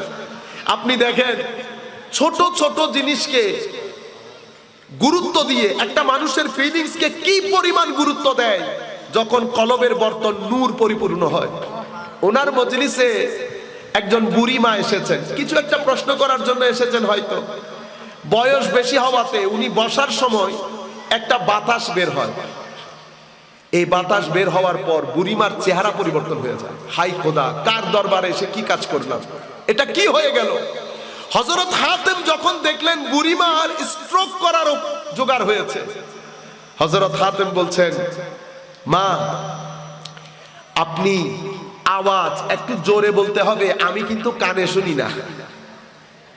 অথচ উনার কানের কোনো সমস্যা নাই, কিন্তু উনি উনাকে রিল্যাক্স করার জন্য বলছে, মা আমি কানে শুনি না। এই কথা শোনার পরে ওই মহিলা একেবারে চেহারা পরিষ্কার হয়ে যায়, আল্লাহর দরবারে শুকরিয়া আদায় করে, মাওলা তোমার দরবারে শুকরিয়া, আজকে হুজুর যদি কানে শোনার হইতো তাইলে তো আমার জন্য মৃত্যু সমপর্যায়ের হইতো। হযরত হাতেম লোকজনকে বলেছে যে খবরদার, যতদিন বুড়িমা বেঁচে থাকে উনি যেন জানতে না পারে আমার কানে কোনো সমস্যা নাই বা আমি শুনি, এটা যেন উনি বুঝতে না পারে। হতে হতে সেই হাতেম আজকের যুগ পর্যন্ত আমিও বলছি হাতেম আল আসম বদির, মানিব চিটেঙ্গে ভাষা হইলে বড়া হাতেম, কি বড়া। চিন্তা করতে পারবেন ছোট্ট ফিলিংসকে কি পরিমাণ গুরুত্ব দিয়েছে আল্লাহর ওলি। এটা মুসলমানদের জিন্দেগি, এটা মুসলমানদের জিন্দেগি। তো কলবের বর্তনে যখন এই নূর সৃষ্টি হয়, সেটার মধ্যে ভদ্রতা আসে, আমানতদারি আসে। যেই একটা জিনিস সরবে আরেকটা জিনিস ঢুকবে। অহংকার সরে যাবে, তো অহংকার যদি সরে যায় তো কি ঢুকবে? মানুষটা ওয়েলকামিং হয়ে যাবে, অ্যাডমায়ারিং হয়ে যাবে, বেঈমানি বের হয়ে যাবে, আমানতদারি ঢুকবে, অসততা বের হয়ে যাবে, সততা ঢুকবে। একটা জিনিস বের হবে আরেকটা জিনিস ঢুকবে। ঢুকতে ঢুকতে মানুষের কলবের মধ্যে নূরের কারণে তার চরিত্রের মধ্যে পরিবর্তন আসবে। তখন আপনি দেখতে কি বলবেন? বহুত ভালো মানুষ। এই যে ভালো মানুষ বলছেন, এটার মূল কেন্দ্রবিন্দু এই কলব, যেটার উপর ভিত্তি করে ওলিরা আল্লাহর এই পুরা কায়নাতে বেলায়েতের মধ্যে এই ওলিরা বিপ্লব সৃষ্টি করেছে। কেউ শত হাজার মাইল দূরে বসে ইয়েমেনের রাজদরবারের সিংহাসন চোখের পলক ফেলার আগে নিয়ে আসছে। কিসের বলে? এই জিনিসের বলে।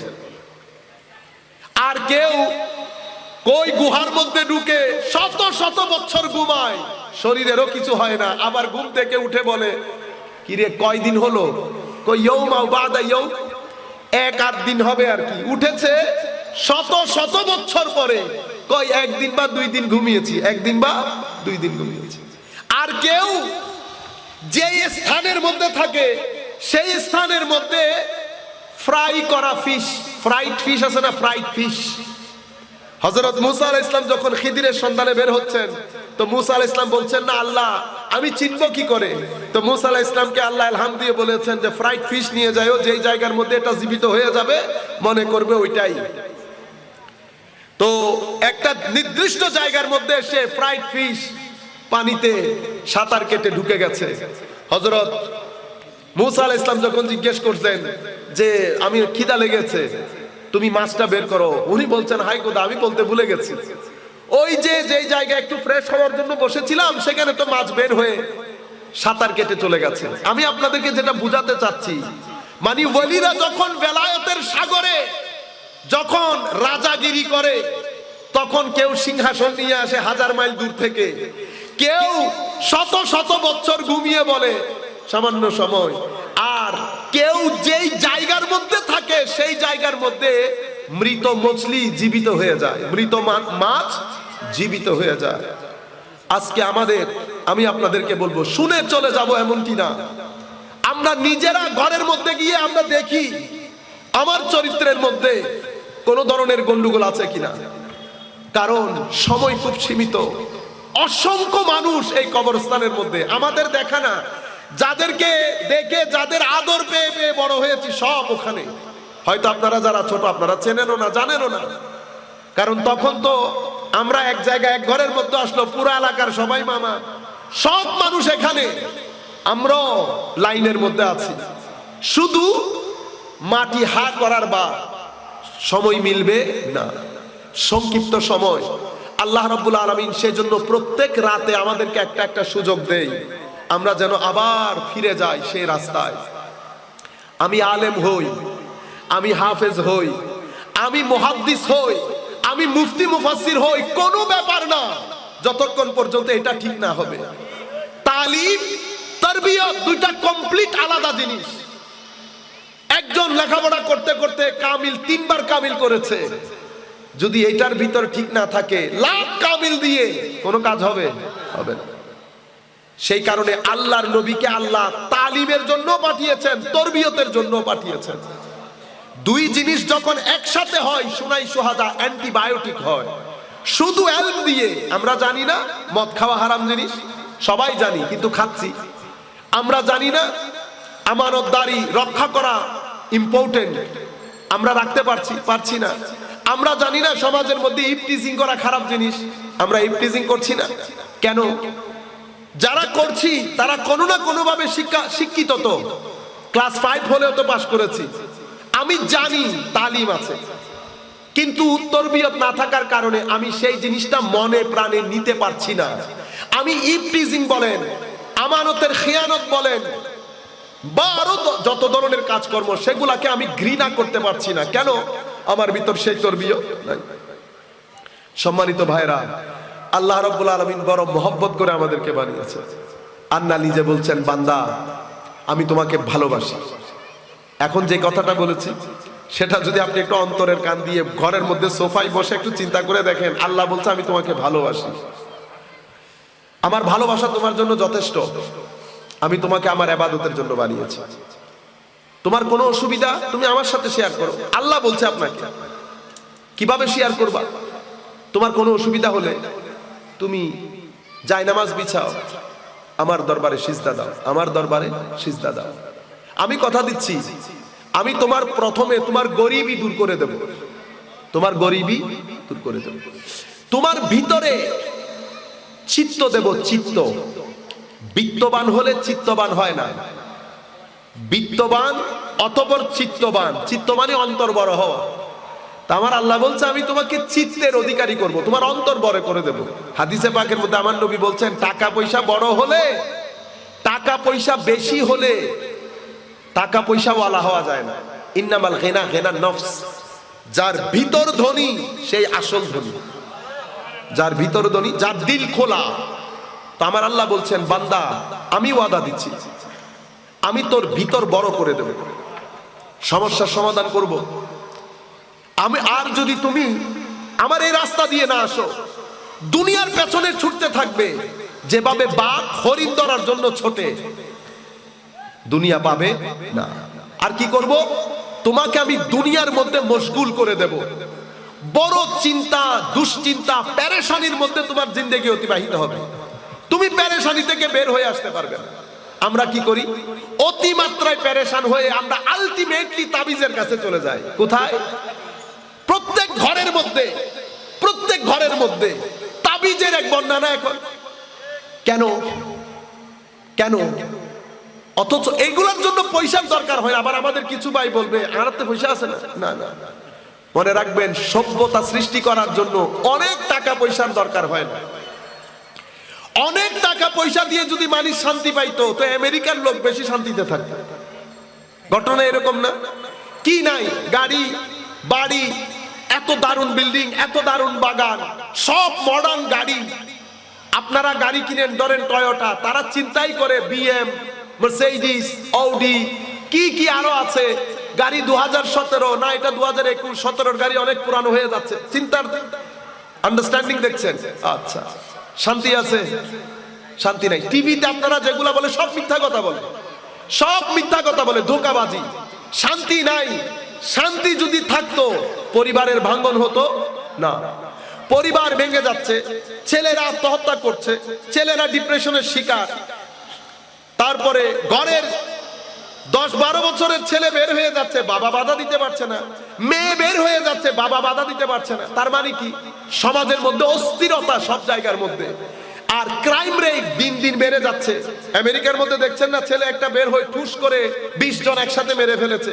আমাদের বাংলাদেশে কোনোদিন হয়েছে এই ঘটনা? এগুলা কেন হয়? এটা হচ্ছে সামাজিক ভাঙন। মনে রাখবেন, অধিক টাকা পয়সা দিয়ে শান্তি হয় না। শান্তি আপনার এখানে, সেটা আপনি নিজে প্রতিষ্ঠা করবেন। কেন? কারণ আপনাকে যিনি বানিয়েছেন উনি আপনাকে পছন্দ করেন, মহব্বত করেন। আমি আপনাকে আর কিভাবে বললে আপনি বিশ্বাস করবেন? আপনি শুধু আপনার ঘরের মধ্যে বৌঝি নিয়ে আপনি গালাগালি করবেন না, গালাগালি করবেন না। আর বৌঝি নিয়ে, ছেলেপেন নিয়ে বা জামা গীবত করবেন না, গীবত করবেন না। আপনার ছেলে যদি আপনার বোন অথবা আপনার ভাই সম্পর্কে একটা কথা বলে, সাথে সাথে স্টপ করিয়ে দেবেন। বলবেন, আমার ভাই আমি জানি, তোমার চাচা, তোমার ফুফু, তুমি কোনো ধরনের কথা বলতে পারবা না। এটা এক ধরনের তরবিয়ত। কারণ এটা শুরু হয় ঘর থেকে। আমার ছেলে সকালে উঠে বুঝবে আমাদের এই লাইফস্টাইল আমার ঘরের মধ্যে এটা দুনিয়ামুখী না আখেরাতমুখী। আমার মেয়ে 6-7 বছর হলে বুঝে ফেলতে হবে যে আমার এটা মুসলমানের ঘর, আমার দুনিয়ার চেয়ে আখেরাতের গুরুত্ব বেশি, আমার রসুলে পাক বড়, আমার কবর, হাসর, আখেরাত সবকিছু আমার 7 বছরের বয়সের কন্যার ভিতর ঢুকে যেতে হবে। সে বুঝতে পারবে এটা দুনিয়াওয়ালাদের ঘর না, এটা আখিরাতমুখীদের ঘর।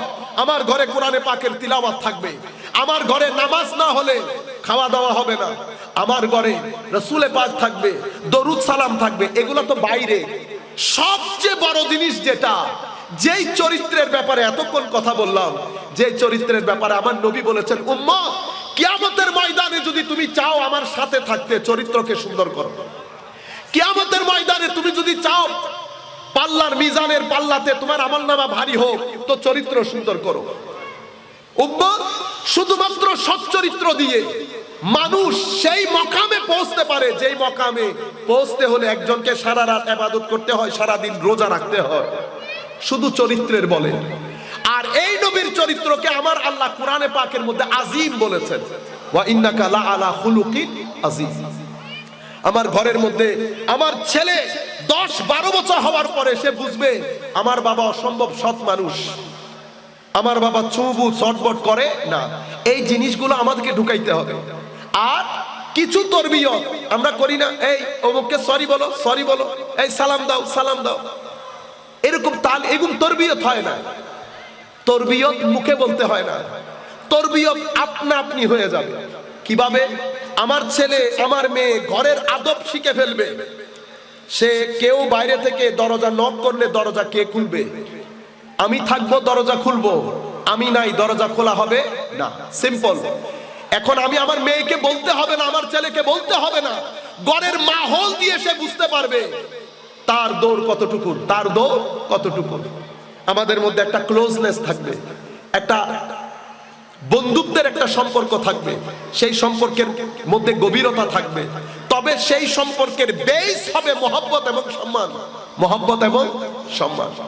আমি তুই তুকারি করার দরকার নাই, গালিগালাজ করার দরকার নাই। আমি সিম্পল একটা উদাহরণ, রমজান মাস আসছে, ফর এক্সাম্পল ঈদে মিলাদুন নবী আসছে।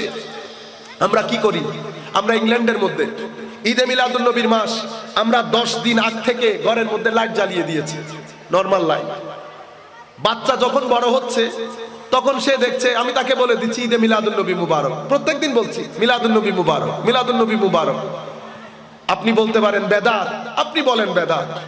ডিমান্ড পরিবর্তন হয়েছে, সমাজ পরিবর্তন হচ্ছে, আমি শুধু টেকনিকটা পরিবর্তন করছি, আমি তাকে রসুল জানাচ্ছি, but in a different technique, in a different technique.